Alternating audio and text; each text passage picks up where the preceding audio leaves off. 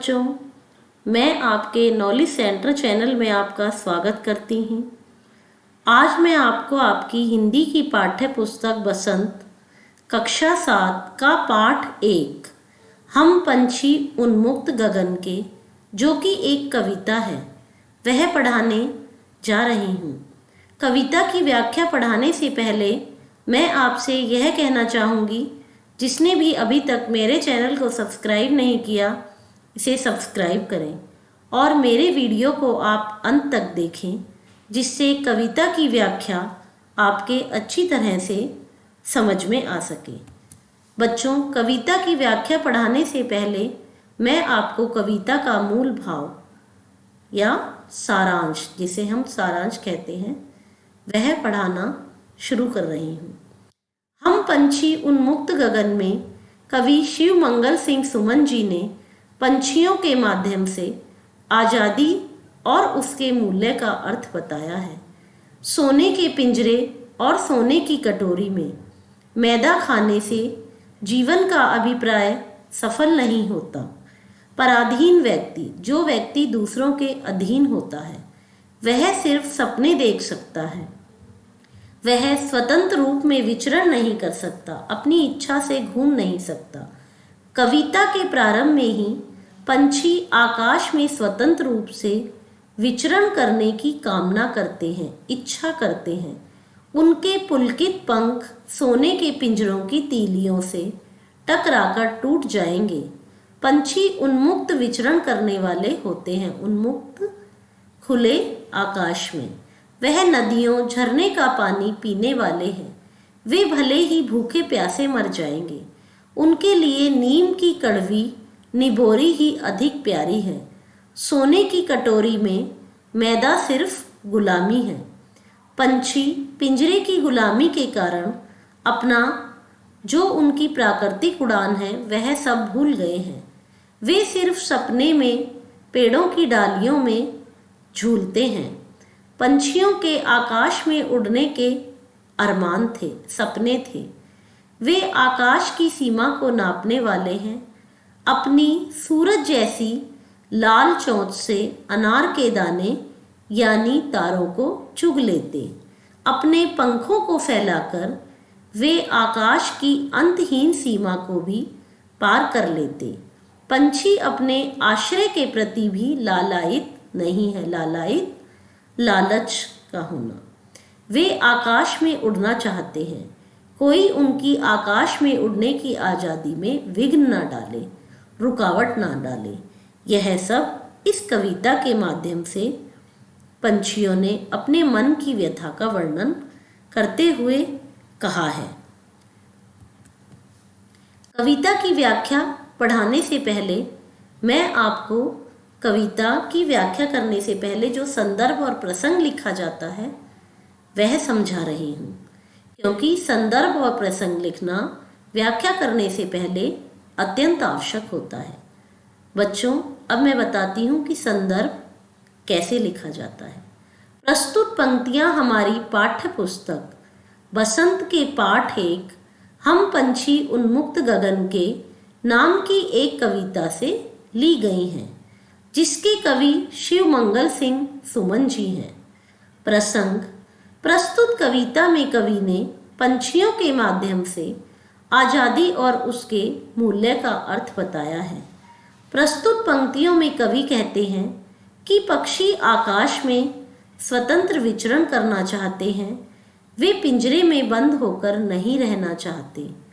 सोने के पिंजरे और सोने की कटोरी में मैदा खाने से जीवन का अभिप्राय सफल नहीं होता, क्योंकि पराधीन व्यक्ति सिर्फ सपने देख सकता है। पराधीन रहकर वह अपनी इच्छाएं पूरी नहीं कर सकता। बच्चों, जो कविता के जितने भी पैराग्राफ हैं, उनमें यही संदर्भ और प्रसंग लिखा जाएगा। अब बच्चों, मैं कविता की व्याख्या करना आरंभ करती हूँ। हम पंछी उन्मुक्त गगन के पिंजर बंद ना गा पाएंगे, कनक तीलियों से टकराकर पुलकित पंख टूट जाएंगे। उन्मुक्त गगन, खुला आकाश, पिंजर बंद, पिंजरे में बंद होना, पिंजरे के बंधन। कनक सोना।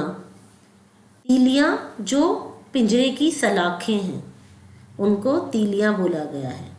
तो हम पंछी उन्मुक्त गगन के कविता में कवि शिव मंगल सिंह सुमन जी पंछी के माध्यम से मनुष्य जीवन में स्वतंत्रता के महत्व को दर्शाते हुए कहते हैं कि कविता में पंछी अपनी मन की व्यथा का वर्णन करता हुआ कहता है कि हम पंछी स्वतंत्र आकाश में उड़ने वाले हैं। हम पक्षी खुले आकाश में उड़ने वाले हैं। अपना गान हम पिंजरों में गा नहीं पाएंगे। हम पराधीन होकर पिंजरे में बंद होकर हम रह नहीं पाएंगे। तो कनक तीलियों से टकराकर कि पिंजरा भले ही सोने का बना हो, हमारे आकाश में उड़ने वाले पंख इससे टकराकर टूट जाएंगे। हम बहता जल पीने वाले मर जाएंगे भूखे प्यासे। कहीं भली है कटुक निबोरी कनक कटोरी की मैदा से। तो जो इसमें कटुक है उसका अर्थ है कड़वी, और निबोरी बच्चों निबोरी होता है नीम के ऊपर लगने वाला फल, और जो यह मैदा है इसका अर्थ वैसे तो जो आटे को छानकर उससे बारीक जो आटा बनाया जाता है उसे हम कहते हैं मैदा, जिससे हम मठरी समोसे आदि बनाते हैं। लेकिन यहाँ पर मैदा का अर्थ है दाना। तो पक्षी कह रहे हैं हम बहता हुआ पानी अर्थात नदियों का पानी पीने वाले हैं। हमारे लिए सोने की कटोरी में रखी हुई मैदा, सोने की कटोरी में रखा हुआ दाना इतना अच्छा नहीं है। इससे अच्छी तो क्या है, नीम की कड़वी निबोरी है। हम भूखे प्यासे ही मर जाना पसंद करेंगे, ना कि पिंजड़े का गुलामी जीवन जीना।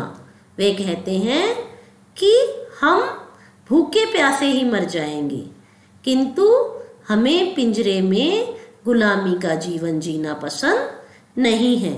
हम खुले आकाश में उड़ने वाले हैं। स्वर्ण श्रृंखला के बंधन में अपनी गति उड़ान सब भूले, बस सपनों में देख रहे हैं तरु की फुनगी पर के झूले। तरु का अर्थ क्या होता है, पेड़। कविता में पंछी कहते हैं, पक्षी कहते हैं हमें सोने के पिंजरे में बंद कर दिया गया है, इससे हम अपनी गति उड़ान सब कुछ भूल गए हैं। सपने में हम देखते हैं कि पेड़ की ऊंची डालियों में हम झूल रहे हैं। ऐसे थे अरमान की उड़ते नीले गगन की, नील गगन की सीमा पाने। लाल किरण सी चोंच खोल चुगते तारक अनार के दाने। पक्षी कहते हैं कि ऐसे थे अरमान, हमारे ऐसे सपने थे जब तक हम पिंजरे की कैद में नहीं थे। हम पिंजरे की कैद में आने से पहले यह सोचते थे कि नीले आसमान की सीमा को हम नाप लेंगे। अपनी सूरज के जैसी लाल चोंच से तारों को, जिन्हें अनार के दाने के समान बताया गया है, कि हम सूरज के जैसी लाल चोंच से तारों को जो अनार के दाने की तरह हैं उन्हें दाने की तरह चुग लेते। लेकिन यह सब एकमात्र कल्पना है, क्योंकि हम पिंजरों के बंधन में कैद हैं। होती सीमाहीन क्षितिज से इन पंखों की होड़ा होड़ी, या तो क्षितिज मिलन बन जाता या तंती सांसों की डोरी। कविता में इन पंक्तियों में पक्षी कहते हैं कि यदि हम आज़ाद होते तो सीमाहीन आकाश की सीमा को पार कर लेते। हमारे पंखों की उड़ान से आकाश की क्षितिज की प्रतिस्पर्धा होती, प्रतियोगिता होती, हमें होड़ा होड़ी होती। इस प्रतिस्पर्धा में, इस प्रतियोगिता में हम आकाश की ऊंचाइयों को माप पाते या हमारे प्राण पखेरु ही उड़ जाते। प्राण पखेरु मृत्यु होना, कि या तो हम आकाश की ऊंचाइयों को माप पाते या हमारी मृत्यु ही हो जाती। नीड ना दो चाहे टहनी का आश्रय छिन भिन कर डालो, लेकिन पंख दिए हैं तो आकुल उड़ान में विघ्न न डालो। पक्षी कह रहे हैं कि हमें भले ही रहने का स्थान न दो, हमारे घोंसलों को नष्ट कर डालो, किंतु हम पंछी हैं, उड़ना ही हमारा काम है, तो हमें बंधन में मत बांधो।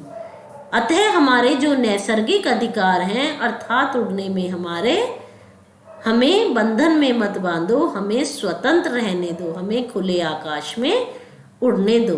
बच्चों, अब मैं इस वीडियो को समाप्त करती हूँ। आशा करती हूँ मेरा यह वीडियो आपको पसंद आया होगा। धन्यवाद।